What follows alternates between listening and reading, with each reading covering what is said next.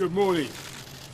I'm sorry I've been away from my desk for much longer than I would have liked, and I want to thank everybody who has stepped up, in particular the First Secretary of State, Dominic Raab, who's done a terrific job. But once again, I want to thank you, the people of this country, for the sheer grit and guts you've shown and are continuing to show. Every day, I know that this virus brings new sadness and mourning to households across the land. And it is still true that this is the biggest single challenge this country has faced since the war. And I in no way minimize the continuing problems we face. And yet it is also true that we are making progress with fewer hospital admissions, fewer COVID patients in ICU, and real signs now that we are passing through the peak. And thanks to your forbearance, your good sense, your altruism, your spirit of community, thanks to our collective national resolve, we are on the brink of achieving that first clear mission to prevent our National Health Service from being overwhelmed in a way that tragically we have seen elsewhere. And that is how and why we are now beginning to turn the tide.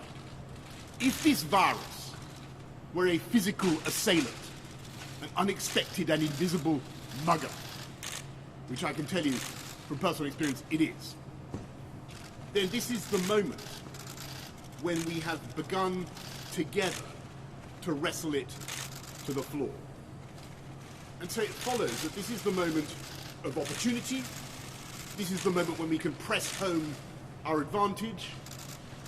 It is also the moment of maximum risk, because I know there will be many people looking now at our apparent success and beginning to wonder whether now is the time to go easy on those social distancing measures. And I know how hard and how stressful it has been to give up, even temporarily, those ancient and basic freedoms.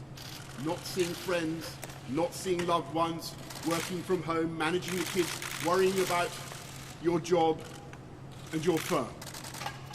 So let me say directly also to British business, to the shopkeepers, to the entrepreneurs, to the hospitality sector, to everyone on whom our economy depends.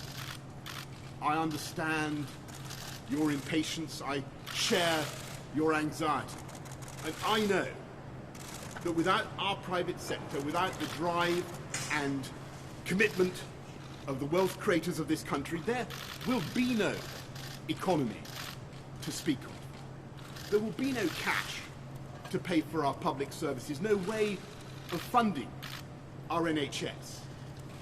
And yes, I can see the long-term consequences of lockdown as clearly as anyone. And so yes, I entirely share your urgency. It's the government's urgency. And yet we must also recognise the risk of a second spike. The risk of losing control of that virus and letting the reproduction rate go back over 1. Because that would mean not only a new wave of death and disease, but also an economic disaster. And we would be forced once again to slam on the brakes across the whole country and the whole economy, and reimpose restrictions in such a way as to do more and lasting damage. And so I know it is tough, and I want to get this economy moving as fast as I can, but I refuse to throw away all the effort and the sacrifice of the British people, and to risk a second major outbreak and huge loss of life and the overwhelming of the NHS. And I ask you to contain your impatience, because I believe we are coming now to the end of the first phase of this conflict, and in spite of all the suffering, we have so nearly succeeded. We defied so many predictions. We did not run out of ventilators or ICU beds. We did not allow our NHS to collapse. And on the contrary, we have so far collectively shielded our NHS so that our incredible doctors and nurses and healthcare staff have been able to shield all of us from an outbreak that would have been far worse. And we collectively flattened the peak. And so when we're sure that this first phase is over and that we're meeting our 5 tests, deaths falling, NHS protected, rate of infection down, really sorting out the challenges of testing and PPE, avoiding a second peak, then that will be the time to move on to the second phase, in which we continue to suppress the disease and keep the reproduction rate, the R rate, down, but begin gradually to refine the economic and social restrictions, and one by one to fire up the engines of this vast UK economy. And in that process, difficult judgments will be made. And we simply cannot spell out now how fast or slow or even when those changes will be made, though clearly the government will be saying much more about this in the coming days. And I want to serve notice now that these decisions will be taken with the maximum possible transparency. And I want to share all our working and our thinking, my thinking, with you, the British people.